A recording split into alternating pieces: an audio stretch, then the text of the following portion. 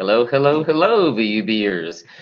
I hope so far you've enjoyed these videos, enjoyed our class time, and feel as though you've learned a lot. Today we're going to talk about voice, and this is something that can really dynamically change and improve your writing if it's something that you're thinking about. We're going to go ahead and share my screen and get started. So when we talk about voice, it's very important to note we're not talking about tense, so present tense or past tense. We're talking about whether your voice is active or passive.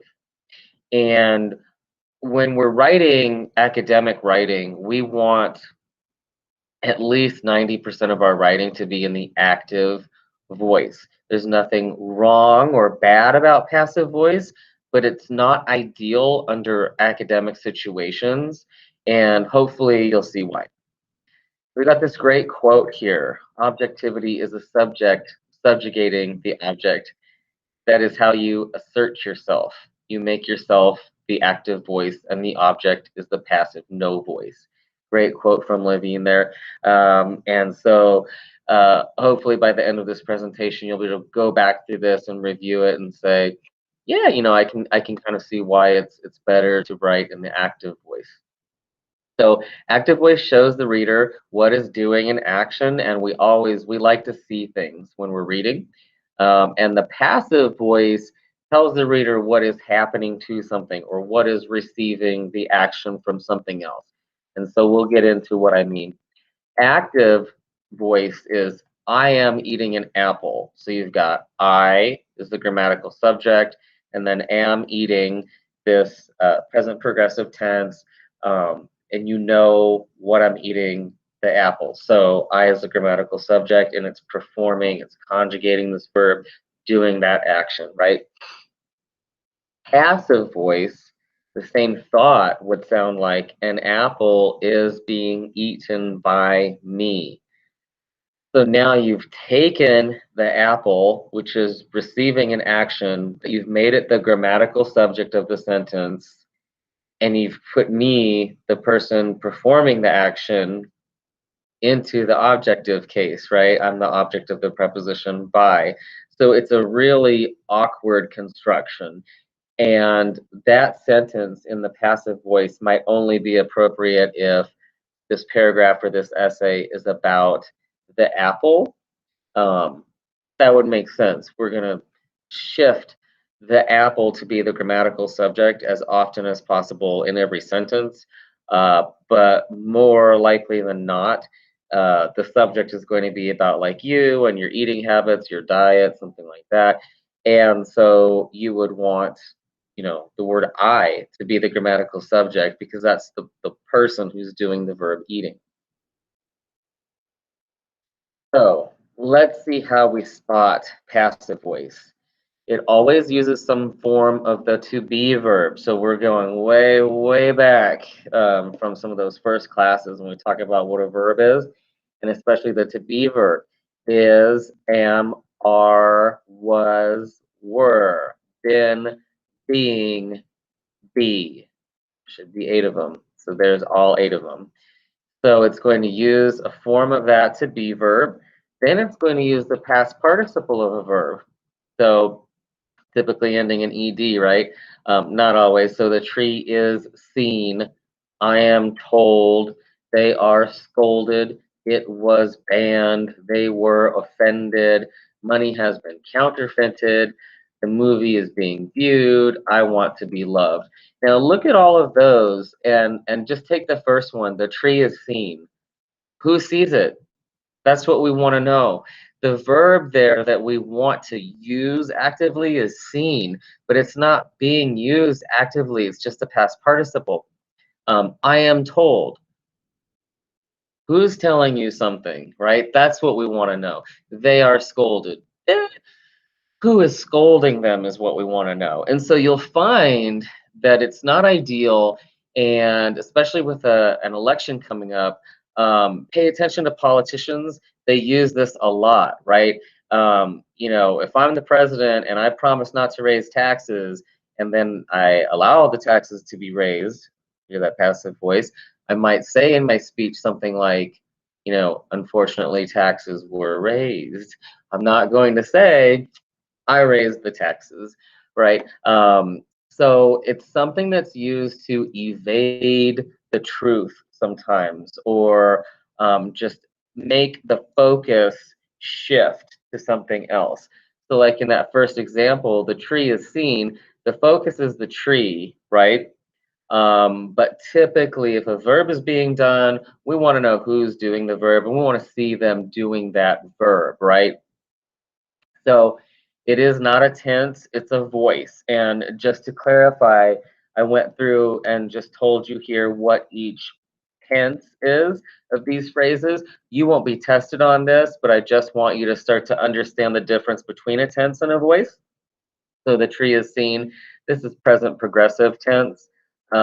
Present tense is just I am told, they are scolded.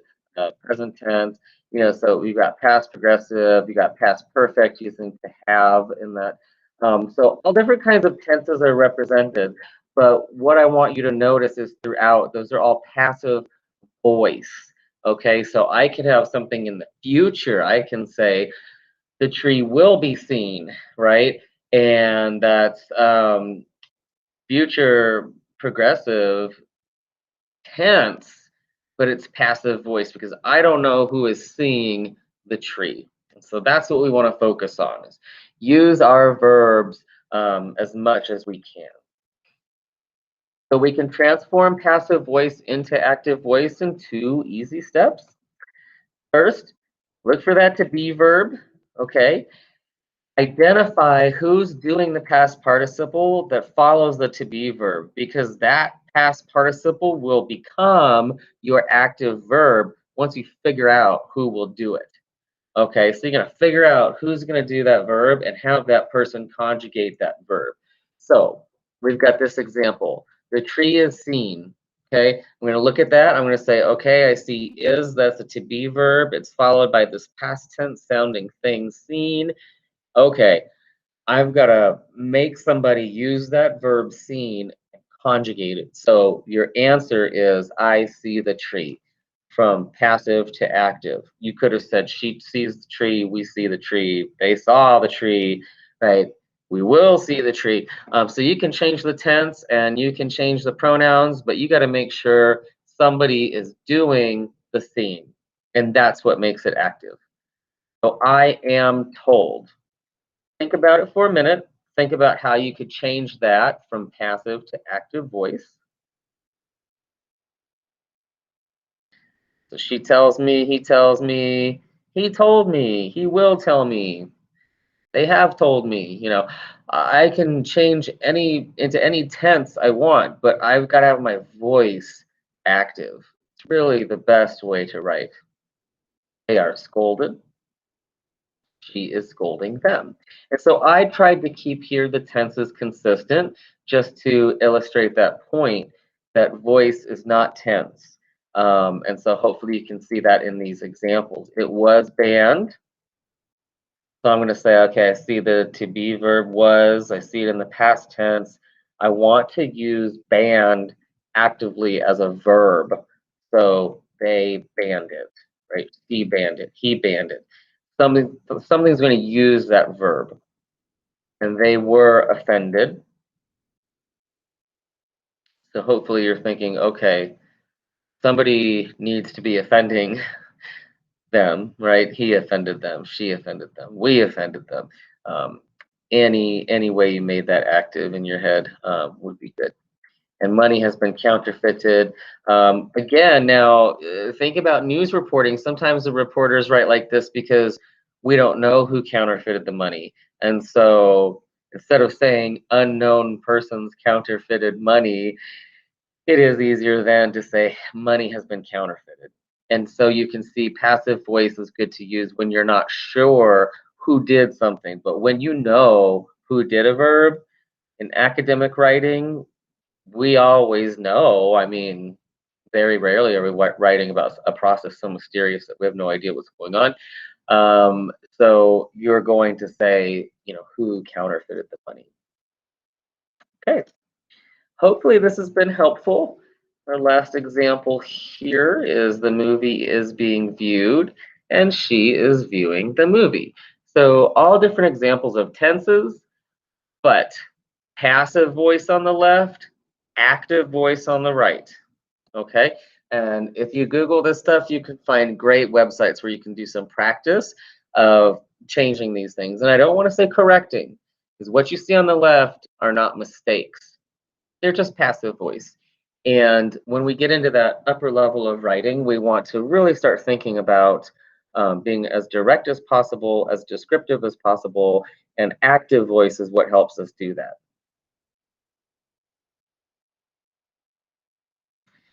So I will stop here and we'll finish up this slideshow in the next video.